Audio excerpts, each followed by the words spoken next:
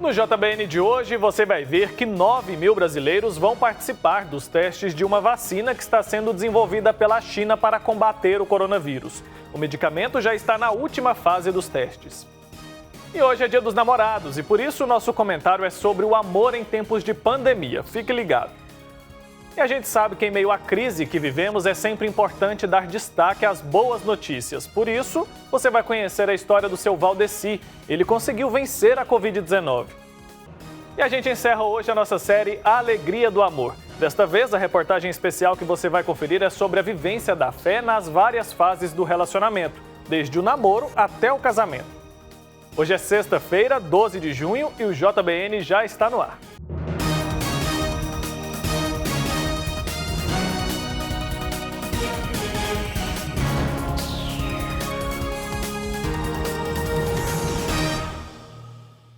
Olá, uma boa noite para você. Seja muito bem-vindo ao Jornal Boa Notícia de hoje.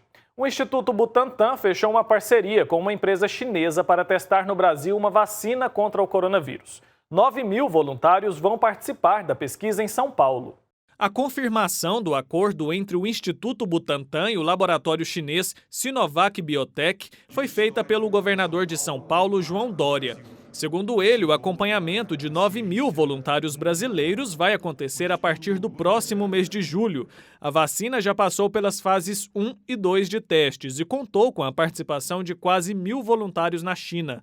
Antes de ser ministrada em humanos, a Coronavac, como está sendo chamada, foi aprovada em testes feitos com macacos. Depois dos resultados positivos, a empresa buscava outros países para dar sequência e passar para a etapa final dos testes. Para o Brasil, o maior benefício da parceria é a transferência de tecnologia para a produção nacional da vacina em larga escala.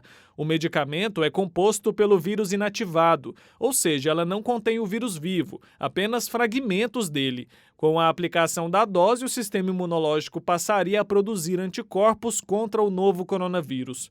Caso a medicação comprove eficácia, a vacina pode estar disponível no primeiro semestre de 2021. E neste Dia dos Namorados, o nosso comentário do dia vai falar sobre o amor em tempos de pandemia. Acompanhe. E aí, vamos falar de amor?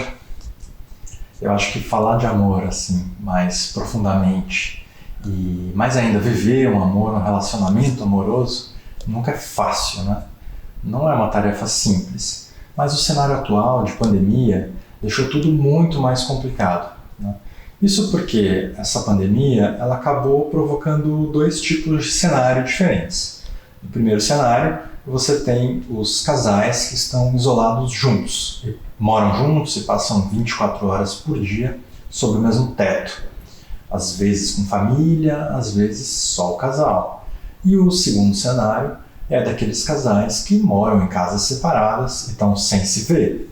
Se estiverem respeitando a quarentena como deve ser, então se vê há vários dias, semanas, até meses em alguns casos. Eu penso que os relacionamentos amorosos podem ficar mais saudáveis se a gente pensar em algumas coisas. A primeira delas, tanto para os casais juntos como para os casais separados. Espaço. Você precisa de espaço, né? As pessoas precisam ter momentos para si próprias. A gente não é assim um casal, uma entidade que se sobrepõe ao indivíduo o tempo inteiro. Somos indivíduos sobretudo. Então acho que é importante ter o seu espaço, por mais que você esteja isolado junto. Mas para quem está separado, também é importante ter espaço, porque às vezes tem uma demanda constante ali por telefone, aplicativo, rede social, de atenção do outro também, o que é normal. Mas eu acho que é normal e saudável você ter o espaço, mesmo estando à distância. Acho importante ter esse espaço. Para quê? Para você refletir o que você quer, como você gosta de se relacionar, como você precisa, o que é mais saudável, o que é mais interessante para você. Além de ter esse espaço e esse tempo para reflexão, eu acho que é fundamental diálogo. Agora a gente tem a oportunidade, talvez, de ter diálogos mais francos e mais significativos com os nossos parceiros. Porque está todo mundo sofrendo com essa situação.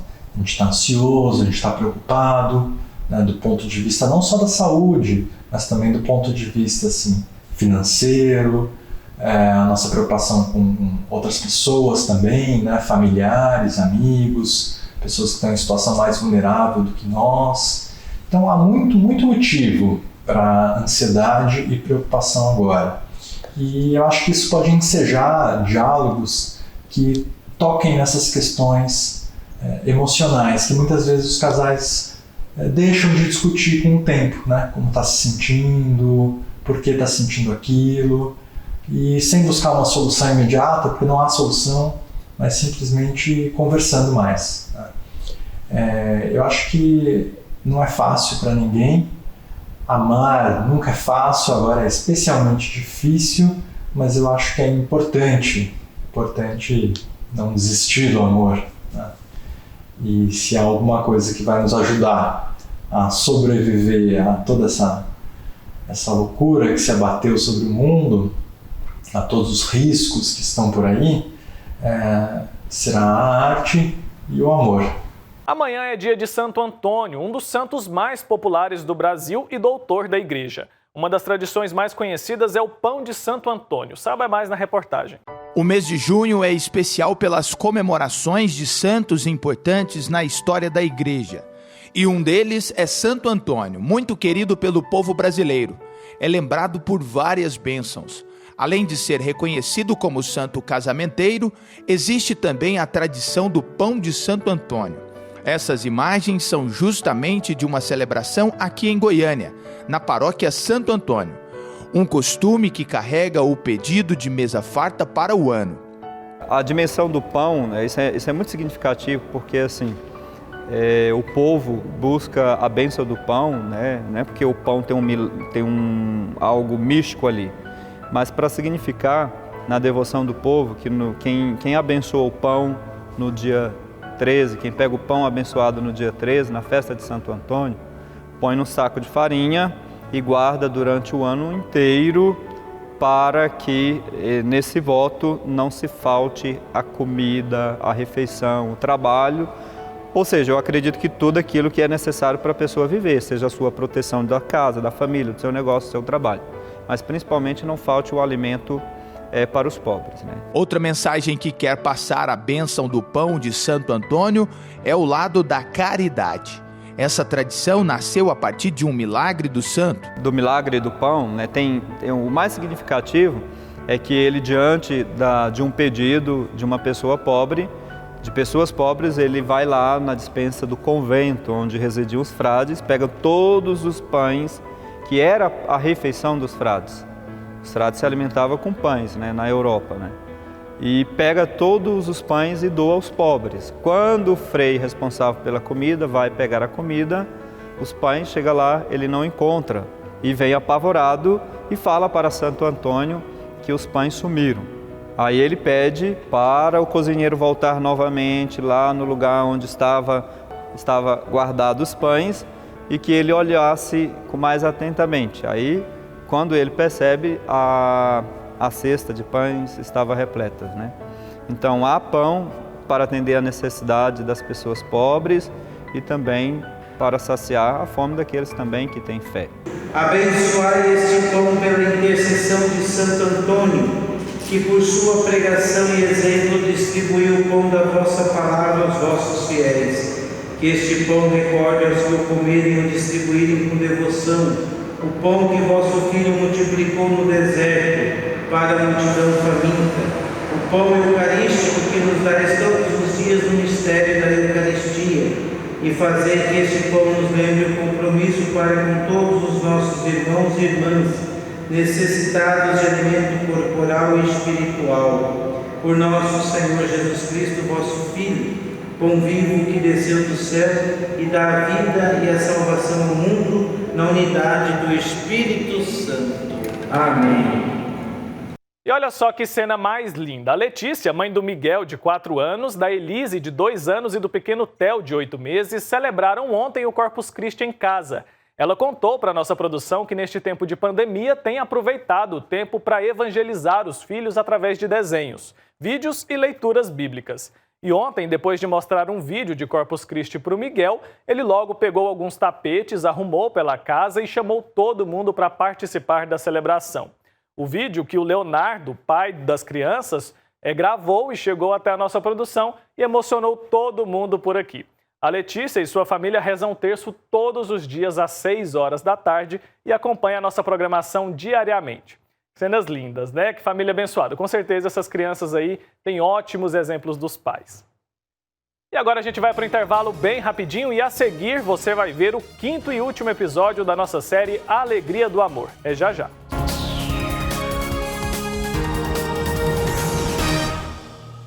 O amor do Pai Eterno está presente em todo lugar. E a missão da AFIP é levar esta mensagem adiante. E tudo isso só é possível graças à nossa união. Reze conosco, ajude a fazer o bem. Faça parte desta família de amor.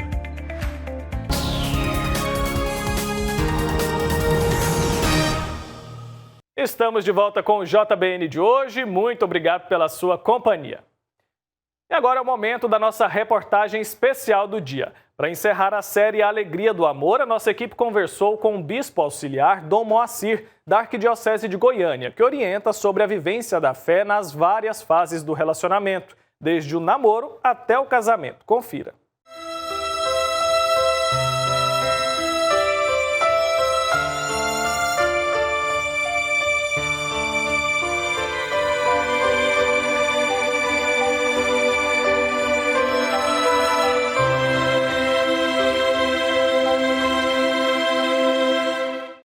Chegamos ao último episódio da série Alegria do Amor.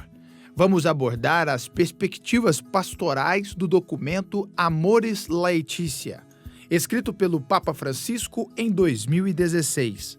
Reflexões e orientações foram colocadas com a intenção de colaborar com os religiosos.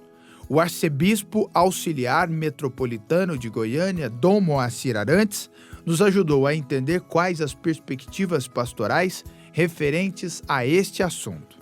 O documento Amoris Laetitia, que o Papa Francisco nos concedeu, ele coloca a família no centro da atenção da Igreja. E ele chama a Igreja a um posicionamento claro dentro de uma perspectiva pastoral que vê a família, ao mesmo tempo como destinatária da sua atenção, dos seus melhores esforços de evangelização, mas também vê a família como protagonista. Então, nós precisamos, na nossa ação pastoral, envolver as famílias, envolver cada pessoa, para que as famílias evangelizem as famílias. A família encontra na Igreja uma orientação de como lidar em vários aspectos da vida leiga. E, por outro lado, cabem aos integrantes da Casa de Deus estarem prontos para acolher as famílias que necessitarem. A troca de experiências pode e deve acontecer, conforme escreveu o Papa Francisco. A Igreja, ela precisa estar próxima das famílias para evangelizá-las.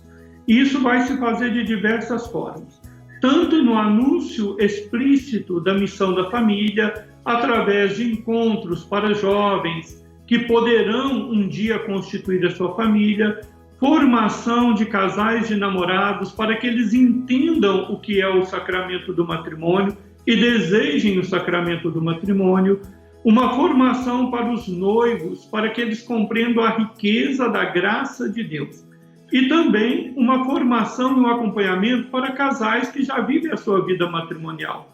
A caminhada das famílias e também dos matrimônios não é uma caminhada fácil, mas ao lado da Igreja desde o início, pode se tornar uma caminhada mais abençoada.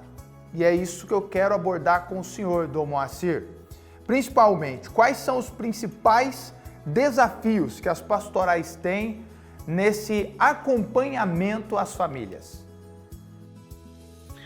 O grande desafio que nós temos como pastoral é sermos, de fato, uma igreja em saída, uma igreja de portas abertas, capaz de acolher todas as famílias e a família toda. Não julgar as situações da família, mas acolher as famílias na situação concreta que elas trazem e, a partir dessa situação, ajudar as famílias na resolução das suas dificuldades, no seu processo de conversão e de santificação do lar também. Muitos casais não sabem que podem contar com uma orientação espiritual da igreja. Momentos de instabilidade podem acontecer durante uma caminhada conjugal. E muitos casamentos que são desfeitos poderiam ter uma segunda chance se tivessem contado com uma ajuda pastoral. Mas aí existe uma dúvida: quando o casal deve recorrer à igreja?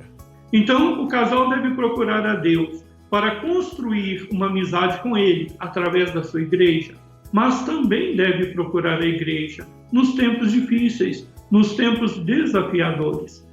Não é possível que um casal fique alheio à vida da igreja e só se lembre dela nos momentos de crise, porque a participação na vida da igreja de uma forma preventiva vai ajudar que muitas crises não aconteçam ou, se acontecerem, sejam atenuadas pela espiritualidade que o casal construiu na sua vivência como igreja. O documento do amor, escrito pelo Papa Francisco, tem ensinamentos santos e que merecem ser lidos e vividos por todas as famílias. E isso só acontecerá se ele chegar ao conhecimento das pessoas.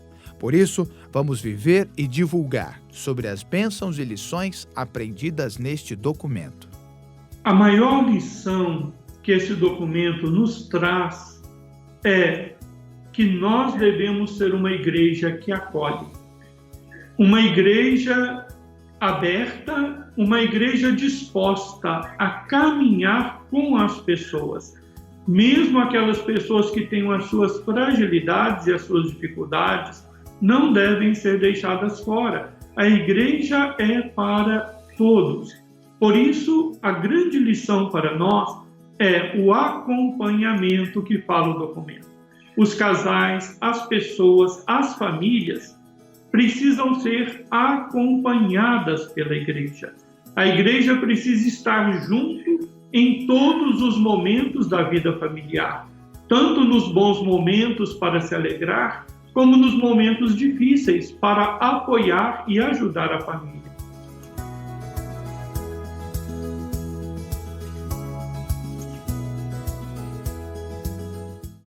É isso aí, esse foi o último episódio da nossa série e na semana que vem tem mais uma série de reportagens especiais aqui no JBN. Confira um trecho do que vem por aí.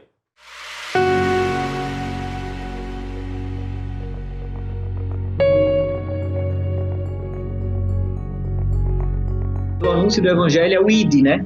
É o ID pelo mundo e espalhar o Evangelho. Então, é isso que a gente tem feito, é isso que a gente tem tentado fazer.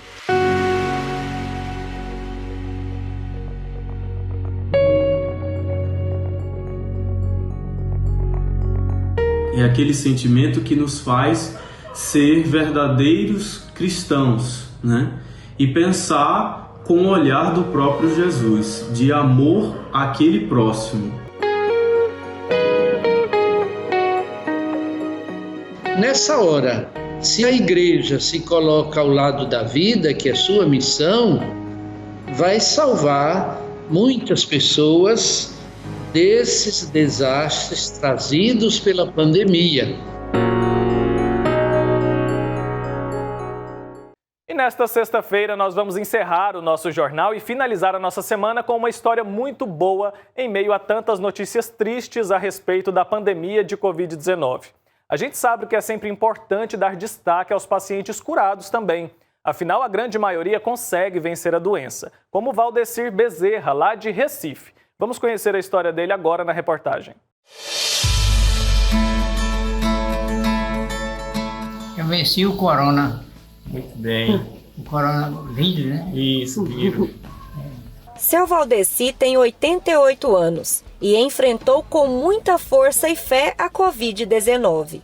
Para isso, recebeu o apoio de toda a família e contou com a assistência de profissionais de saúde. Todos lutaram juntos pela vitória, até que ela finalmente chegou. O coronavírus não é uma sentença de morte, né? Tem cura, tem saída, inclusive para os idosos. Percebi que ele ficou muito feliz, né, com as orações, né, pai? Graças a Deus. E que ele está aqui em casa se recuperando agora, cada dia melhor, né? E com a graça de Deus, né, vai voltar à normalidade. E que nós só temos a agradecer. Nosso muito obrigado.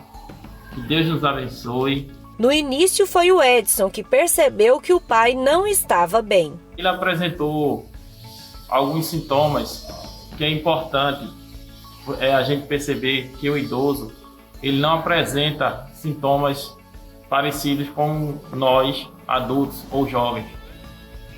O idoso geralmente ele fica meio desorientado, fica irritado e geralmente quando vem aparecer febre já é a infecção que já está no organismo dele em estado bem considerável. Percebemos isso, eu percebi isso que eu estava dormindo com ele nesse dia, que ele estava um pouco desorientado. Entrei em contato com a minha irmã, né, que é enfermeira. Daí ela passou o contato para a filha dela, que é médica, minha sobrinha. Comentei a ela o que estava acontecendo e ela imediatamente já tinha iniciado, há uns 3 dias atrás, antes de ele apresentar os sintomas, azitromicina, né? Porque ele já vinha apresentando alguns sintomas de desorientação. Chegando aí, nós precisamos levá-lo ao hospital. O seu Valdeci foi levado ao hospital, onde exames confirmaram o diagnóstico de coronavírus. Os pulmões já estavam bastante comprometidos, mas a cura era o foco e não a doença. E mesmo diante de uma notícia tão difícil, todos permaneceram firmes na fé, sem deixar de acreditar na misericórdia do Pai Eterno. E foi assim que essa história se tornou testemunho de graça alcançada pelo poder da oração. Foi muita oração. Nós fizemos uma corrente de oração muito forte. Muita gente torcendo por ele, muita gente rezando por ele, inclusive fora de Recife, né, em outros estados. Pedimos orações por eles a todos e a nossa comunidade aqui, que nós fazemos parte da comunidade de São Vicente de Paulo, em 2000, a paróquia São Vicente de Paulo. E foi uma vitória muito grande, né? A cura representa uma vitória e também fortaleceu a esperança não só do seu Valdeci ou dos familiares e amigos, mas também dos profissionais de saúde que lutaram ao lado dele sem deixar de acreditar em dias melhores. Nós deixamos nossos agradecimentos a toda a equipe médica, enfermeiros, maqueiros, técnicos de enfermagem, auxiliar de enfermagem, um carinho muito grande que ele foi tratado lá, né?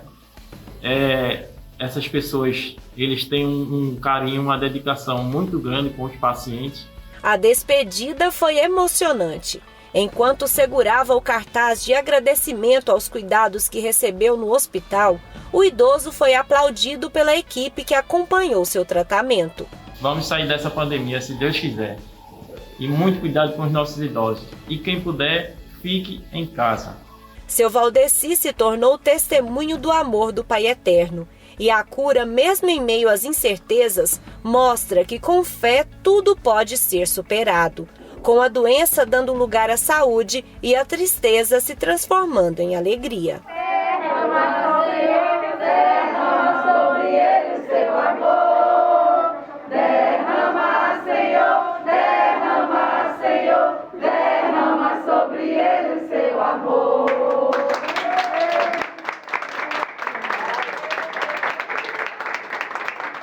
Pois é, e é com essa história linda que a gente finaliza a nossa semana. O JBN vai ficando por aqui. Lembrando que segunda-feira nós voltamos e é claro que eu conto com a sua companhia. Então um abraço para você, se cuide e um ótimo fim de semana.